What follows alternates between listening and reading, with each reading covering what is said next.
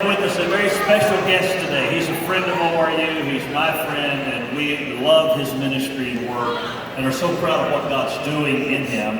Andy Bird and his wife Holly have dedicated their lives to spiritual awakening in the nations and this generation. They work with a group of lifelong friends committed to consecrated community, Christ-centered living, revival, and cultural reformation. Andy is part of the leadership of University of the Nations Youth with a Mission, Kona, and has been with YWAM for 23 years, traveling to many different nations with a heart to raise up a revival generation. Andy and Holly have helped to pioneer Fire and Fragrance Ministries, the Circuit Rider Movement, and the Sin.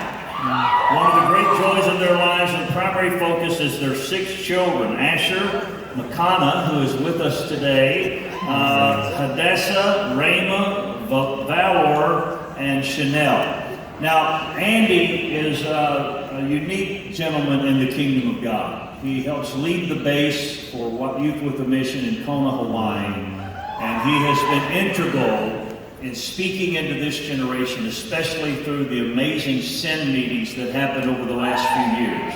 God's hand is on his life. He lives by faith, as all YWAMers do. They are some of my greatest heroes in all the world. Many, many years ago, the person who founded Youth with a Mission had a vision of waves of young people washing up on the shores of the world, bringing the gospel. And since that time, Lauren Cunningham, the founder of Youth with a Mission, has been a friend of ORU, and we are friends with YWAMers literally around the world. We are so honored today to have with us Andy Bird. Would you get on your feet and welcome him to ORU?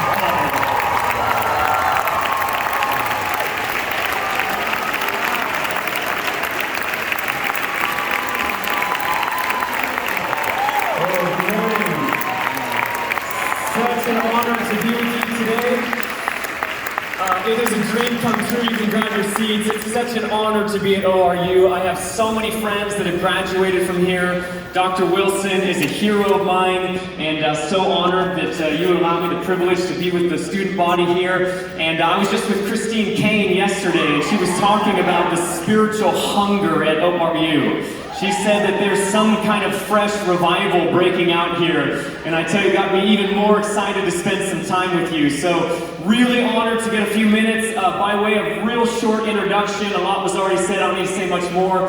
But I come from, on my dad's side, many years and generations of radical, faithful Baptists. Teaching my grandparents taught the same Baptist Sunday school for over 50 years. And incredible devotion to God. On my mom's side, my great-grandma was baptized in the Holy Spirit at Amy Simple McPherson's church. My mom sang in Catherine Coleman's choir with my grandma as well. My uncle, who started the community I was born in, was discipled by William Branham. And I was born in this super remote, hippie Christian community in northeastern Washington, where we didn't have a dollar to our names, and we were waiting for the economies of the world to collapse. They did collapse.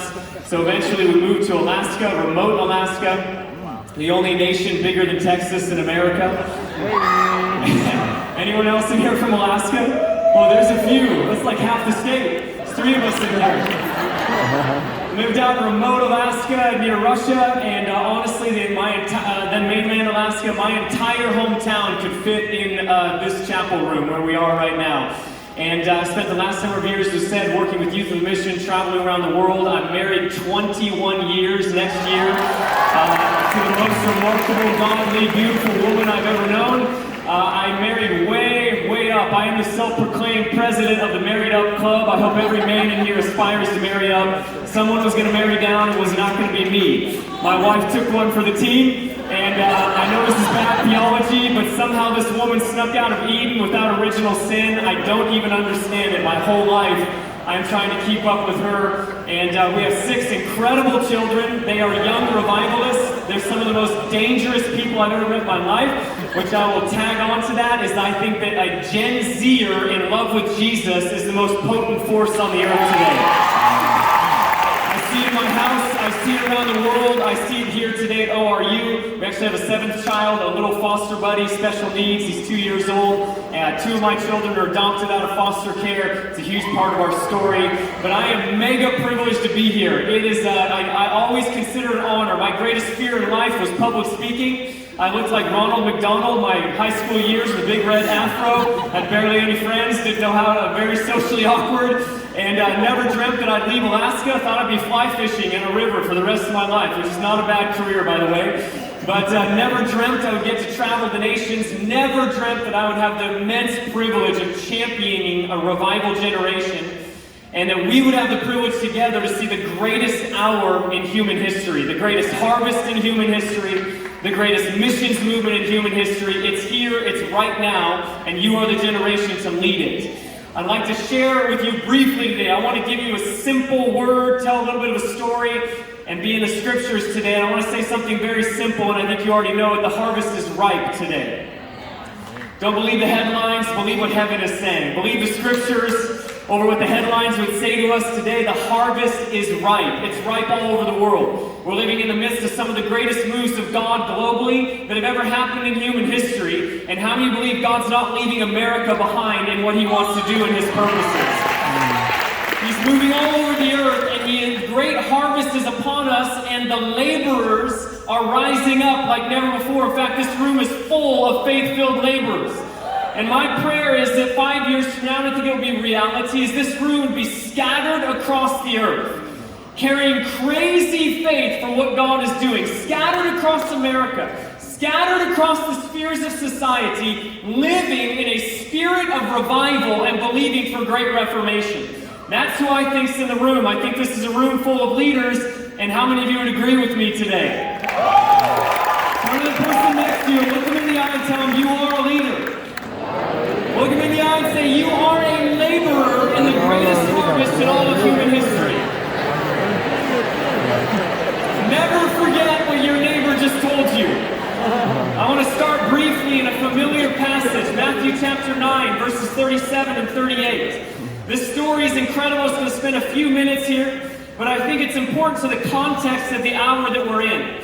This little paragraph starts with sort of a summary statement of kind of a day in the life of Jesus. Not only is it an exact day where he says some very specific sentences, but it's also kind of a summary of what Jesus did in many days of his life. In verse 35, it says that he went through the towns, the villages, he was teaching in their synagogues, he was proclaiming the good news of the kingdom, healing every disease and sickness. When he saw the crowds, he had compassion on them. They were harassed and helpless, like sheep without a shepherd. And he said to his disciples, the harvest is plentiful, but the workers are few. Ask the Lord of the harvest, therefore, to send out workers into his harvest field. Now I want you to hear something in what Jesus said that's maybe more profound than what we have seen at face value. We've read this many times, you've prayed it, you've heard it. But when Jesus walks through the towns and the villages of his day, you need to know that scholars would say that up to 70% of the population of Israel of Jesus' day was living in poverty. So when he walks through the towns and the villages of his day, he's not seeing a robust, thriving middle class. He's seeing a people trapped in poverty, and then all that comes with poverty: anxiety, fear, lack of vision, survival, not having enough food, sustenance, nutrition, all the aspects of poverty. That's what Jesus sees. Then it says he goes into the synagogue of his day. And the synagogues, we know from just a little bit of reading in the New Testament, were not like ORU Chapel. He was not walking in the back to epic worship and an on-fire youth group. He wasn't walking into some guy at the pulpit really preaching the word with passion and truth. We know the synagogues to be largely a place of dead religion, of a heavy yoke, of made-up laws, and that's the church, so to speak, of Jesus' day. It also says that he walked the streets and that he healed the sick. But you've got to know how overwhelming that sight was. The sick in Jesus' day, they're not in hospitals, they're not in nice intensive care units, they don't have nurses taking care of them, they don't have proper medication, they're lining the streets of their cities begging for their livelihood. Though he was healing them, you've got to be able to picture how overwhelming and impossible the sight of chronic, lifelong illness and suffering was on the streets of Jerusalem. In addition to that, it says he lifts his eyes. He looks at the common person, walking to their jobs, walking to the market, and it says they were like sheep with no shepherd. They were leaderless. They were a people that were full of anxiety, depression, discouragement. They were harassed and helpless is the word. You would know from your own studies that in Israel's day, the day that Jesus lived in, pretty much everybody is oppressed by someone else. Rome is oppressing most of the known world. The leaders that are ruling over Israel are oppressing them. The religious leaders are oppressing the followers of Judaism. Men are oppressing women. Adults are oppressing children. There is oppression at almost every level. You also know that racism is off the charts in Jesus' day. The hatred between different ethnic groups is as supercharged as it's ever been. So this is the sight that Jesus sees as he walks the streets of his day. And you've got to know how overwhelming. You've got to feel it, be able to see it, touch it, taste it, smell it a little bit to understand how profound Jesus' statement really was. It's easy in our own day to look at the streets, the cities, the government, economics, globally, to look at our own battles with division, and those divisions are at almost every level, and it's easy at times to read headlines, look on social media, on the internet, watch the news, and get overwhelmed and begin to lose our expectation for what God can do in our day and our hour. It's easy to get a little bit cynical and have the edges of our heart get a little bit callous and begin to lose a little bit of faith of what Jesus is actually able to accomplish in this generation. But what's so amazing about all of this is Jesus looks all of that in the face. All the impossibility, all the difficulty, and this is his declaration. The harvest is ripe. The harvest is ripe. In the midst of oppression, the harvest is ripe. In the midst of division, the harvest is ripe. In the midst of all the calamity going on, the harvest is ripe. In the midst of unparalleled sickness, the harvest is ripe. In the midst of all the hard headlines, the harvest is ripe. And if Jesus could say it over the Israel of his day that was literally about to crucify the Son of God, what do you think he's saying over America and the nations today? Does the phrase too hard and too dark even exist in the vocabulary of God? Does he look down on any nation, any city, any situation and go, I know I'm powerful, but that is too hard? Does he look down on America and go, yes, I've moved in history and I've moved in great revivals, but I don't know if I can move in America in this hour, it's just too hard? Or does God look down today at Tulsa, at America, at the nations, and declare, the harvest is ripe. All I need are laborers who believe me. And you realize from this passage, and you realize through an overview of history, it has never been a ripeness issue. It has always been a laborer issue. The question is not whether the harvest is ripe. The question has always been, is there a generation who will believe it? And I want to say there is a generation that is believing it. And it's this generation in this room right now. I read a recent statistic that in America, historically, some 40% of Americans might share their faith in their lifetime. And the current statistic is that 3% of Christians might lead someone to salvation in their lifetime. Then I read a more recent statistic in the last several weeks that 80% of Gen Z Christians have shared their faith in the last year. I'm telling you. This is a different generation.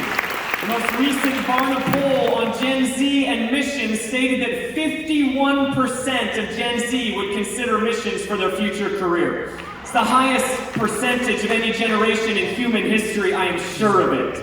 The highest demographic in America was 63%, and that 63% was African American men who would consider missions as a future vocation. I'm telling you, we're heading into the most diverse, multi-ethnic missions movement in human history. If it's not multi-ethnic and it's from America, it's not really an American missions movement. This is the everys and the alls in America coming into their missional calling. Now, many of you from many other nations. And this missions movement we're heading into will be a part of the first great awakening on a global scale that has ever happened. And out of every nation will come missionaries to every nation.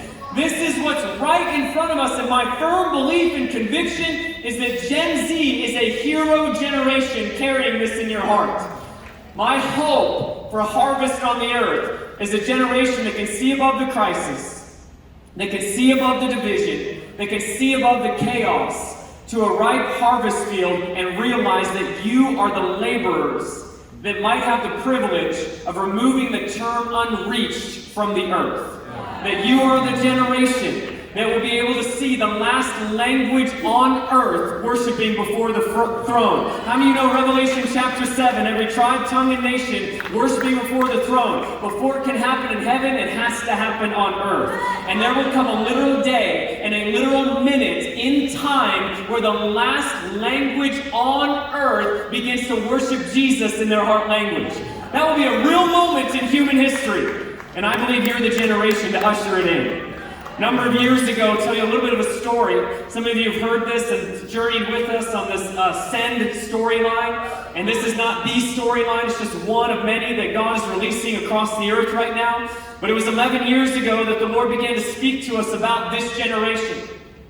Spoke to us about a transition that was coming to this movement called The Call with Lou Engle. And that the call had gone out and a generation had responded, but now it was time to send. And that prophetic word was that stadiums would still be filled, just like Lou Engle and the call had done, but now not only with prayer and fasting, but also with gospel proclamation, with signs, wonders, and miracles, and out of it would come a massive sending movement. And this last part, this is what I so believe, and this is what I so believe over ORU today. The last part of the prophetic word was that the mantle and the passion of Billy Graham was going to fall on an entire generation.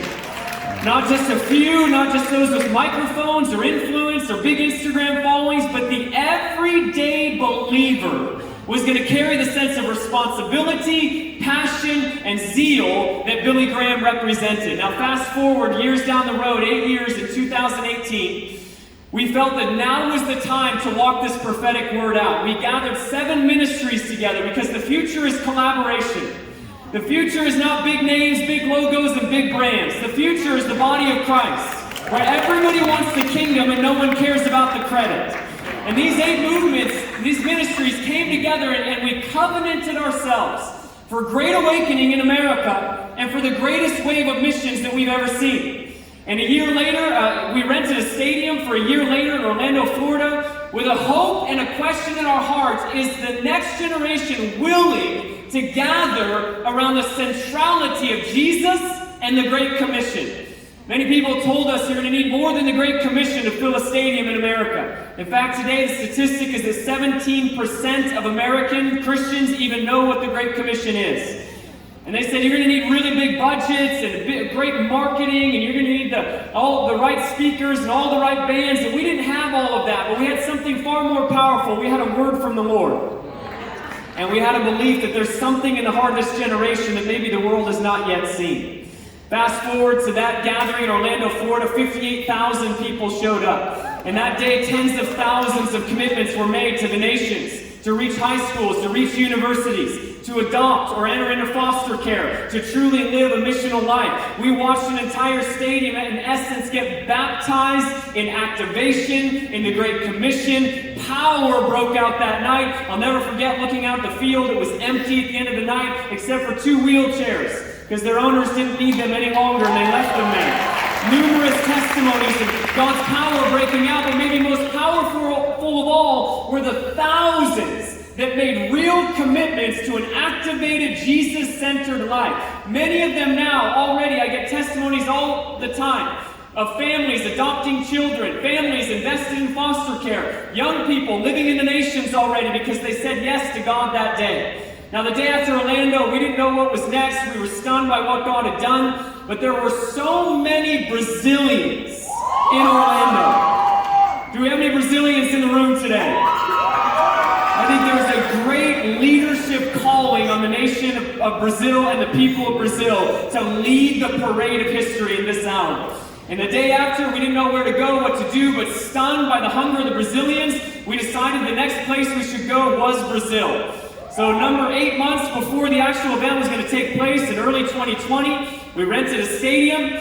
We had felt in prayer to rent this big stadium and take a step of faith. We were nervous. We didn't know if we could fill it again. We didn't have all the budgets and everything you should have for a gathering like this.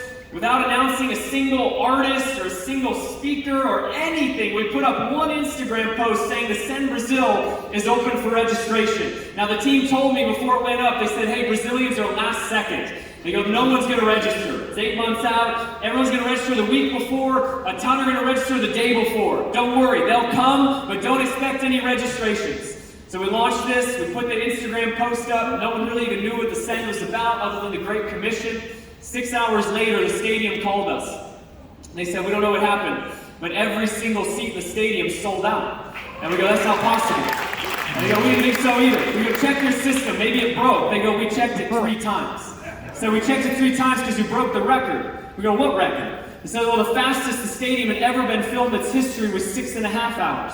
This sold out 70,000 seats in 6 hours. We go, well, who held the record? They said U2 and Coldplay held the record. I couldn't believe it. I thought to myself, the Great Commission is filling stadiums faster than the biggest bands of our day. What does this say about this generation? What does this say about you in this room today? What does this say about what God's doing across the earth? We didn't know what to do because we were 8 months out, so we decided to rent a second stadium. Second stadium filled up over the weekend with another 45,000 people. So we didn't know what to do because the waiting list grew to 100,000. So we rented a third stadium in another city. And when it came down to the event in early 2020, we were in 3 stadiums in 3 different locations with 150,000 Brazilians.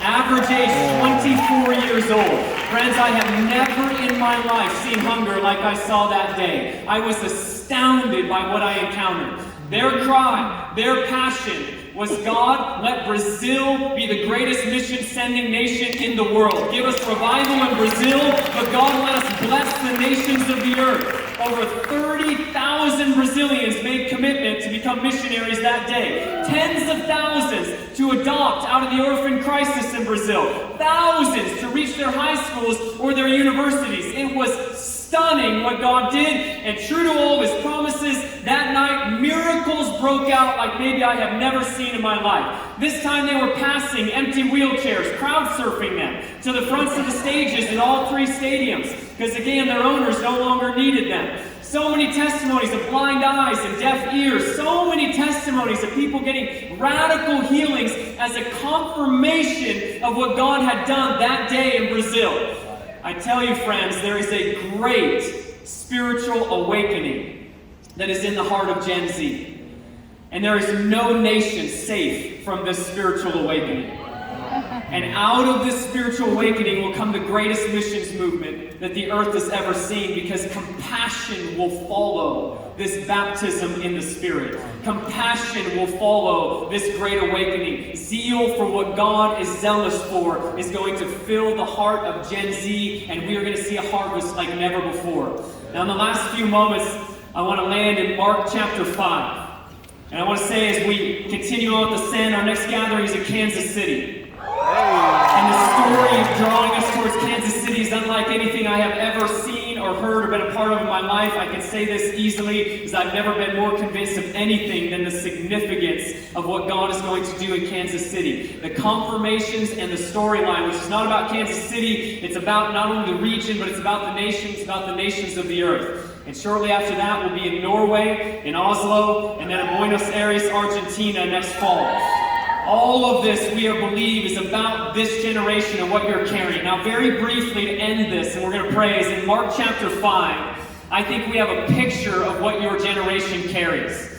In this story, I'm going to paraphrase it for the sake of time, is that Jesus finished his teaching. After that, he looks at his buddies, his disciples, goes, we're going to cross this lake. And it's getting dark, it's night, and you got to know these disciples, many of them are fishermen, they're seasoned on the water. These guys understand water, they understand fishing. And as he looks out at the sea, and we know soon they're going to find themselves in a raging storm, you got to know those disciples recognize that storm was coming. These guys grew up on the water. And they're about to go through the night to the other side of the lake, because Jesus said so, and you got to know they're questioning his leadership. They're wondering, why are we doing this? Well, the story goes on. Of course, they find themselves in this storm, and seasoned fishermen think they're going to die. That's how big the storm is.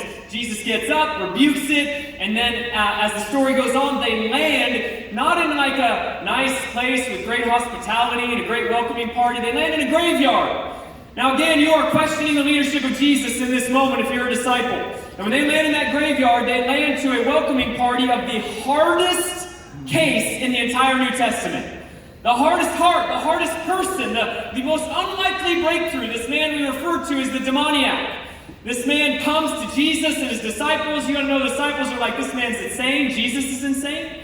First of all, why did we cross the lake in the middle of the night in a raging storm? Second of all, why did we come to a graveyard? Third of all, why did we cross the lake in a raging storm for a graveyard? And this man runs up to them. That's got to be a scary situation. Jesus asks him his name. Disciples are probably like, you want to know his name? Like, you want to have tea with him? Like, what is this about? Why are we here? And his answer is even more frightening. He says, my name is Legion, for we are many. When I am we, that's a scary answer. And you know the disciples again, they're like, who is this man that we're following? We? And you know that Jesus, has this amazing moment, and in one conversation, the hardest heart in the entire New Testament is set free. One conversation of a legion, which means so many that thousands of pigs run off a cliff and die. How many demons were in this man? One conversation sets him free. Now, the testimony spreads into the town comes to Jesus, and they're frightened because the man is in his right mind, and they have never seen power like this before. And they aren't like, hey, let's set up a revival service so we can talk to all of us. At the end of this moment, they're like, would you leave? We don't know what to do with you. The pigs are dead. This man's been set free. We don't know what to do with you. Leave. That's what they said. The man goes, can I go with you, Jesus? Jesus says, no. Go and share your testimony. If there was ever a man in the New Testament that needed a sozo, it's this guy. Like a discipleship moment, a Bible study, anything, this was the guy. Jesus goes, no, and go share your testimony. The very next verse, the very end, he gets back in the boat and he crosses over to the other side. And this is what I want to leave us with today. Because this is what I believe is at the core of this pioneering apostolic generation that God is raising up. I believe this is what's in your heart. Think about this. Jesus is the greatest leader ever lived in all of human history. The greatest strategist who ever lived. He never wasted a moment. I think sometimes we have defined impact simply by numbers. We've defined leadership, the apostolic, simply by the amount of people that might be following something. We have elevated influencers as the most influential when heaven will show that really it was a different standard. And Jesus takes one of his few 3.5 years of ministry that he had to change the entire course of human history. He crosses a lake in a raging storm to greet the hardest heart in the entire New Testament, sets the man free, that everyone else says leave because they're afraid of him, gets back in the boat and crosses over to the other side. And guess what? That was a remarkably successful day in the life of Jesus. What this generation is carrying is, I believe, is something truly apostolic, truly pioneering. That there's a leadership coming on Gen Z that isn't about how many people we can influence, it's about the depth of our influence. There's an apostolic coming on the church that isn't about where can I go plant a church that has the most numbers, but where can I go to have the deepest impact. There's a pioneering heart in the generation that goes, I'm not going to just live my life where all of the other believers in the world are living and enjoying great fellowship with thousands of other believers. The question that's going to help lead this generation is, where are we not yet? Because that's where I'm going to go.